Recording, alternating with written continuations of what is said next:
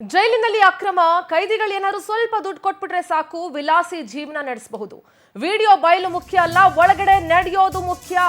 Video viral ಆದ್ರೂ ಅದೇ ಸತ್ಯ, ಇಲ್ಲದೆ ಇದ್ರು ಅದೇ ಸತ್ಯ. ವಿಡಿಯೋ ಹೆಂಗ್ ವೈರಲ್ ಆಯ್ತು, ವಿಡಿಯೋ ಯಾರು ವೈರಲ್ ಮಾಡಿದ್ರು ಅನ್ನೋದು ಇಂಪಾರ್ಟೆಂಟ್ ಅಲ್ಲ, ಒಳಗಡೆ ಏನ್ ನಡೀತಾ ಇದೆ ಅದು ಇಂಪಾರ್ಟೆಂಟು.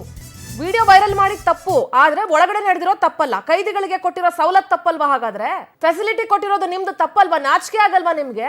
ವಿಡಿಯೋ ವೈರಲ್ ಆಗಿದ್ ತಪ್ಪು ಅಂತ NCR ದಾಖಲು ಮಾಡ್ತೀರಾ, ಒಳಗಡೆ ನಡೀತಾ ಇರೋ ಅಕ್ರಮಗಳಿಗೆ ಸಾಥ್ ಕೊಡ್ತಾರೋ ನಿಮ್ಮ ಅಧಿಕಾರಿಗಳ ಮೇಲೆ FIR ಹಾಕ್ರಿ. ಫಸ್ಟ್ ಜೈಲಲ್ಲಿ ಈ ರೀತಿ ಎಲ್ಲ ನಡೀತಾ ಇದೆ ಅಂತ ನಿಮ್ಮ ಅಧಿಕಾರಿಗಳು ಯಾರ್ಯಾರು ಈ ತರ ಮಾಡಿದ್ದಾರೆ ಅದ್ರ ವಿರುದ್ಧ ಅಪೀಲ್ ಹೋಗಿ ಇವಾಗ ಅಲ್ವಾ.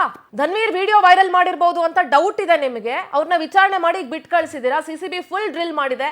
ನಿಮಗೆ ಯೋಗ್ಯತೆ ಇದ್ರೆ, ನಿಮಗೆ ತಾಕತ್ತಿದ್ರೆ, ಜೈಲಿನ ಒಳಗಡೆ ನಿಮ್ಮ ಅಧಿಕಾರಿಗಳಿದಾರಲ್ಲ, ಈ ರೀತಿ ಸಿಬ್ಬಂದಿ ಇದಾರಲ್ಲ, ನಿಮ್ಮ ಜೈಲಧಿಕಾರಿಗಳು ಮತ್ತು ನಿಮ್ಮ ಜೈಲಿನ ಸಿಬ್ಬಂದಿ ಈ ರೀತಿ ಫೆಸಿಲಿಟಿ ಕೊಟ್ಟಿದಾರಲ್ಲ, ನಿಮಗೆ ತಾಕತ್ತಿದ್ರೆ, ನಿಮಗೆ ಯೋಗ್ಯತೆ ಅನ್ನೋದಿದ್ರೆ ನಿಮ್ಮ ಸರ್ಕಾರಕ್ಕೆ, ಈ ಸರ್ಕಾರಕ್ಕೆ ಕಿಂಚಿತ್ತಾದ್ರೂ ಬೆನ್ಮೂಳೆ ಅನ್ನೋದಿದ್ರೆ ಅವ್ರನ್ನ ಕರ್ಕೊಂಡೋಗಿ ಡ್ರಿಲ್ ಮಾಡ್ರಿ. ಫಸ್ಟ್ ಅವ್ರ ವಿರುದ್ಧ ಹೋಗ್ರಿ ಸುಪ್ರೀಂ ಕೋರ್ಟ್ಗೆ ಅಪೀಲು. ಒಳಗಡೆ ಇಷ್ಟೆಲ್ಲ ಫೆಸಿಲಿಟಿ ಕೊಟ್ಟು, ಒಂದು ಪ್ರೈವೇಟ್ ಮಿನಿ ಕಿಚನ್ ಕೊಟ್ಟು, ಡ್ರಿಂಕ್ಸ್ ಕೊಟ್ಟು, ಫೋನ್ ಕೊಟ್ಟು ಎಲ್ಲಾ ವ್ಯವಸ್ಥೆ ಮಾಡಿದೀರಾ. ನಿಮ್ ಯೋಗ್ಯತೆಗೆ ನಾಚಿಕೆ ಆಗೋದಿಲ್ಲ?